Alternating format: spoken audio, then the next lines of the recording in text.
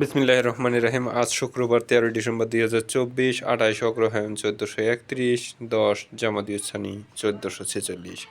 বাংলাদেশের প্রধান প্রধান পত্রিকাগুলোর সংবাদ শিরোনাম পড়ছি। শুরুতে প্রথম আলো। দাবায় গুকেশের নতুন ইতিহাস। খেলার খবর। জয় বাংলা নিয়ে ঝগড়াঝাটি মতামত পেজের একটি খবর। চলে গেলেন পাপিয়া সরোয়ার বিনোদন পেজের একটি খবর। গ্রাফিতি যেভাবে আশাদের পতন ডেকে আনল, অন্য আলো পেজে লিখেছে প্রথম আলো। সপ্তম নৌবহরের যাত্রায় চাঞ্চল্য। আজকের প্রধান খবর, মংডু আরাকান আর্মির দখলে রোহিঙ্গা অনুপ্রবেশের সংজ্ঞা। গত কয়েকদিন থেকে আরাকান আর্মির সাথে বাংলাদেশ সীমান্তে একটি ঝামেলা চলতেছে। যাই হোক, আরাকান আর্মি মিয়ানমারের রাখাইন রাজ্যের মংডু টাউনশিপের নিয়ন্ত্রণ নেওয়ার খবরে নাফ নদীর এপারে টহল জোরদার করেছে বিজিবি। গতকাল সকালে টেকনাফে ছবি তুলেছে প্রথম আলো। রাখাইনের পরিস্থিতি, নাফ নদীতে নৌ চলাচল বন্ধ। নাফ নদীতে নৌ চলাচল বন্ধ। টেকনাফের বদলে কক্সবাজার থেকে সেন্ট মার্টিনে যাচ্ছে নৌযানগুলো। সেন্ট মার্টিনে খাদ্য সামগ্রীর মজুদ কমেছে।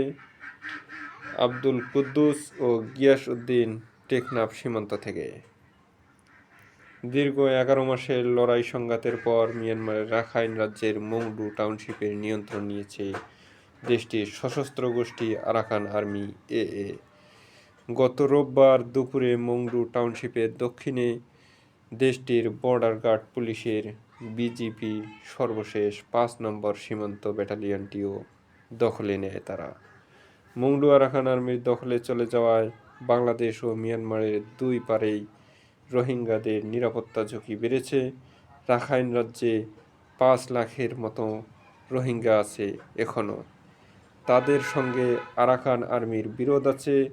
রাখাইনের রোহিঙ্গাদের বাংলাদেশে ঠেলে দেওয়া হতে পারে, এমন আশঙ্কা থেকে বান্দরবান কক্সবাজার সীমান্তে টহল জোরদার করছে বাংলাদেশ কোস্টগার্ড ও বর্ডার গার্ড বাংলাদেশ বিজিবি। গত কয়েকদিন ধরে বিএনপি র্যাব বিলুপ্তির প্রশ্ন তুলেছে। এ বিষয়ে র্যাব গতকালকে ক্ষমা চেয়েছে। গুম খুন সহ সব অপরাধের জন্য ক্ষমা চাইল র্যাব। এখন র্যাবের নৈতিক দায়িত্ব হলো বাহিনীর যারা অপরাধ করেছিল তাদের বিচারের মুখোমুখি করা। গুম খুনে জড়িত অন্য বাহিনী ও সংস্থাগুলোর ক্ষমা চাওয়া উচিত।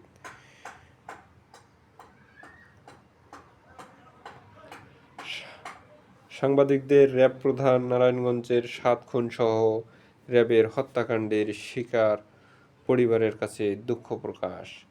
সুষ্ঠু তদন্ত ও বিচারের মাধ্যমে দায়মুক্ত হতে চায় র্যাব। শিক্ষকের বটের ছায়ায় একটি খবর করেছে। ছাপার কাজে দেরি, শুরুতে সব বই পাবে না শিক্ষার্থীরা। সিরিয়ার রাষ্ট্র ব্যবস্থার নিয়ন্ত্রণ প্রতিষ্ঠার চেষ্টায় HTS। দৈনিক ইত্তেফাক একটি খবর করেছে র্যাবের অপকর্ম নিয়ে। র্যাবের হাতে 20 বছরে বিচার বহির্ভূত হত্যা 3000, গুম খুন ও আয়নাঘরের জন্য ক্ষমা চাইল র্যাব। ইউরোপগামী 5000 শিক্ষার্থী অনিশ্চয়তায়। ভিসা সেন্টার দিল্লিতে হওয়ায় সংকটে শিক্ষার্থীরা। সশরীরে উপস্থিতি ছাড়া ভিসা দেয় না দিল্লিতে 4 ইউনিয়ন মিশন। তথ্য উপদেষ্টা নাহিদের বক্তব্য রাজনীতি বিরোধী, বলল ফখরুল। ভারত পাকিস্তানের কিছু ইস্যুর জন্য সার্ক সক্রিয় হচ্ছে না, ডক্টর ইউনূস। আশুলিয়ায় 25 কারখানায় কাজ না করে বেরিয়ে গেছেন শ্রমিকরা। প্রথম ব্যক্তি হিসেবে 48 লাখ কোটি টাকার সম্পদের মালিক হলেন ইলন মাস্ক। 2025 সালের HSC পরীক্ষা 10 এপ্রিল থেকে। কাউন্সিলররাও নেই। ডেঙ্গু প্রতিরোধে পরিত্যক্ত পণ্য কেনাও বন্ধ। 56% বিশ্বাস করেন রাজনৈতিকভাবে দেশ সঠিক পথে যাচ্ছে। পালস সার্ভে দ্বিতীয় ধাপ। বাংলাদেশ প্রতিদিন, কোটির বেশি বেকার। এই খবরে আরও বলা হয়েছে, ইআইইউর তথ্য, বাংলাদেশে ১০০ জন স্নাতকধারীর ৪৭ জনই বেকার। জাতীয় বিশ্ববিদ্যালয়ের গ্র্যাজুয়েশনের ৩ বছর পরও ২৮% বেকার। আইএলওর যে সংজ্ঞা ধরে বেকার হিসাব করা হচ্ছে, সেটা হলে দেশে বেকার পাবেন না। কেউ হাত খরচের জন্য টিউশনির পাশাপাশি চাকরি খুঁজছেন, তিনি নিজেকে বেকার মনে করলেও সংজ্ঞা অনুযায়ী তিনি বেকার নন। তাদের ধরলে বেকারের সংখ্যা বেড়ে যাবে। Doctor SM. জাহিদুল ইসলাম চৌধুরীর প্রতিবেদন। দৈনিক সমকাল। 38% মানুষ এখনও সিদ্ধান্ত নেননি কখন ভোট দেবেন। হতদরিদ্ররা কাঁপছে ঠান্ডায়, শীত ব্যবস্থাপনা ঠনঠন, কোনো ব্যবস্থা নেই। আওয়ামী লীগের শীর্ষ ৭২ নেতার হদিস নেই। সাবেক ৩ মন্ত্রী, প্রতিমন্ত্রীর বিরুদ্ধে দুদকের মামলা। আমাদের সময় গুম খুনের জন্য ক্ষমা চাইল র্যাব। বাংলাদেশ ভারত সম্পর্কে হাসিনার অস্বস্তি। দেশ ভালো চালাবে নির্বাচিত সরকার। জনমত জরিপ, ভিন্ন মতের মানুষের প্রতি সহনশীলতা বেড়েছে বলে মত 46%। পুলিশের ভূমিকার জন্য ক্ষমা চাইলেন ডিএমপি কমিশনার। মামলার নিষ্পত্তির পর ফিরবেন তারেক রহমান। কুয়াশার চাদরে ঢাকা দেশ, জেঁকে বসেছে শীত। অক্টোবরে ১.৫ লাখ কোটি টাকার লেনদেন, ফের ১৯ বিলিয়ন ছড়ালো রিজা। রেলওয়ের জমি যেন বেওয়ারিশ সম্পত্তি। সাংবাদিকদের জন্য বিপজ্জনক দেশের তালিকায় বাংলাদেশ। দৈনিক কালবেলা। ধৈর্য ধরার বার্তা নিয়ে ফিরলেন মির্জা ফখরুল ইসলাম আলমগীর। বন্দি বিনিময় চুক্তিতে ভারত ফেরত দেবে হাসিনাকে। মূল্যস্ফীতি সহনীয় হতে আরও ১০-১২ মাস লাগবে। নদী মুক্তির বাজেটে আকাশ পাতাল তফাত। ছাত্র রাজনীতি থাকতে হবে, তবে লেজুর ভিত্তিক নয়। হাসনাত আব্দুল্লাহ। সংস্কারের পথে হাঁটছে বাশারবিহীন সিরিয়া।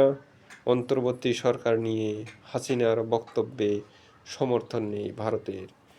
গুম খুনের জন্য ক্ষমা চাইলেন র্যাবের মহাপরিচালক। খেলাপির সংজ্ঞায় পরিবর্তন চায় আইএমএফ। দৈনিক ভোরের কাগজ। র্যাবের দুষ্কর্মের জন্য ক্ষমা চেয়েছেন ডিজি।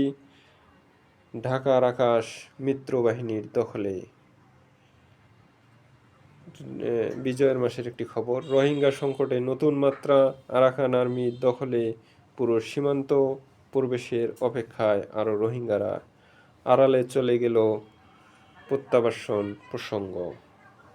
শ্রমিক অসন্তোষে আশুলিয়ায় গতকালও ২৯ কারখানা বন্ধ। অন্তর্বর্তী সরকার নিয়ে হাসিনার সমালোচনা সমর্থন করেন না ভারত। আগামী বছরের পরীক্ষা শুরু হবে ১০ এপ্রিল। এসএসসির রুটিন প্রকাশ। সাংবাদিকদের জন্য বিপজ্জনক বৈশ্বিক তালিকায় ৩য় অবস্থান বাংলাদেশের। দৈনিক নয়া দিগন্ত।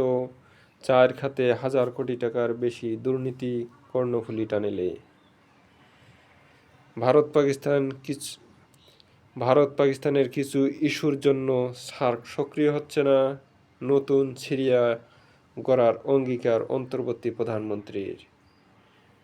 মানব সেবার জন্যই সিলেট উইমেন্স মেডিকেল যাত্রা শুরু করে ডক্টর শফিক। দৈনিক যুগের আলো। সীমান্ত এলাকায় আরাকান আর্মি, কী প্রভাব পড়তে পারে বাংলাদেশে। বিএসএমএমইউ ভিসিকে অবরুদ্ধ করে পাশ করিয়ে দেওয়ার দাবি। প্রধান উপদেষ্টার সঙ্গে south Asian association for oncology প্রতিনিধি দলের বৈঠক। লন্ডন থেকে ফিরে ফখরুল, মামলা নিষ্পত্তি হলে দেশে ফিরবেন তারেক। ভারতে বসে শেখ হাসিনার বিবৃতিতে সমর্থন নেই মোদি সরকারের, বিক্রম মিছরি। দৈনিক যুগান্তর। আবারও শুভেচ্ছা দূত হলেন বিদ্যা সিনহা মিম। সমর্থন নেই ভারতের শেখ হাসিনার বিবৃতি প্রসঙ্গে বিক্রম মিস্ত্রি।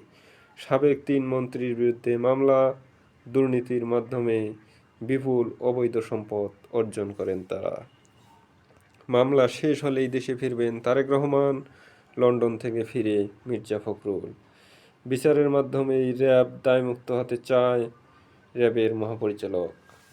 বাংলাদেশ ভারত সম্পর্ক ভালোর দিকে যাচ্ছে সৈয়দা রিজওয়ানা হাসান। মোশাররফের